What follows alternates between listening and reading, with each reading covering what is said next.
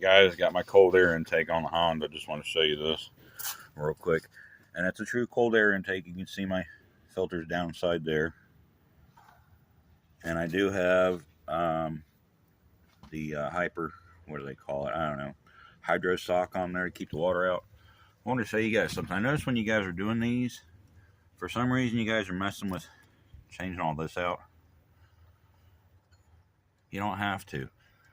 This plugs in the old factory intake. Just take a piece of tube that comes with your kit right there and just put it from here to here. You don't have to change any of this out.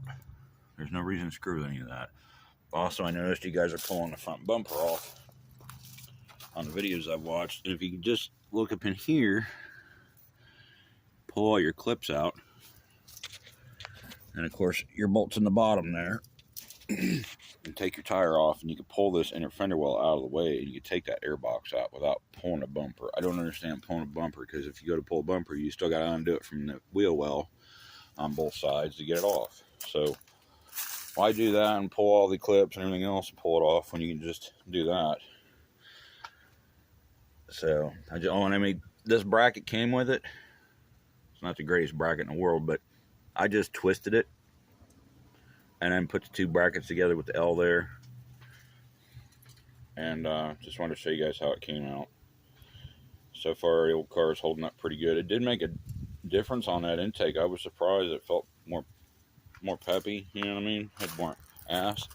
Also, the other thing I want to show you guys real quick, on that God Snow exhaust, see up in there, that flange right there, the weld broke all the way around it and was barely holding on.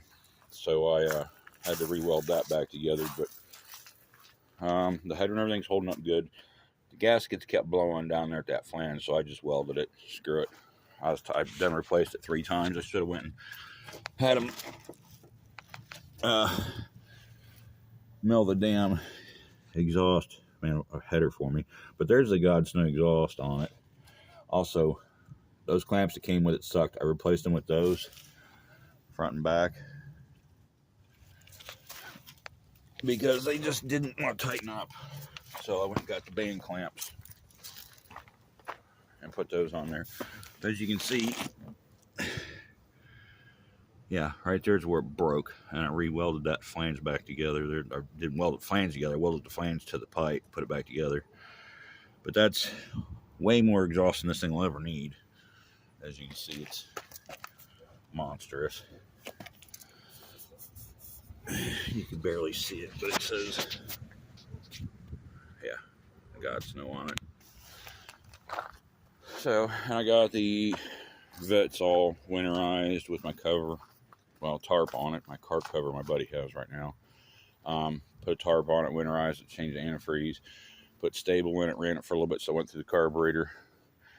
And then I'm working on this Volkswagen here that is getting a half shaft in it. I already did the struts.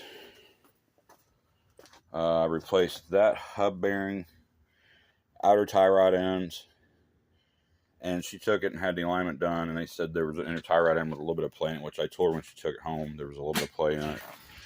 They still lined it up because there wasn't enough to really worry about, but since she brought it to me to put the half shaft in, she said go ahead and do that inner tie rod end since it's on the same side. So I'm going to do that real quick. But hope you guys like my channel. Please like and subscribe, and thank you again for watching. Have a good evening.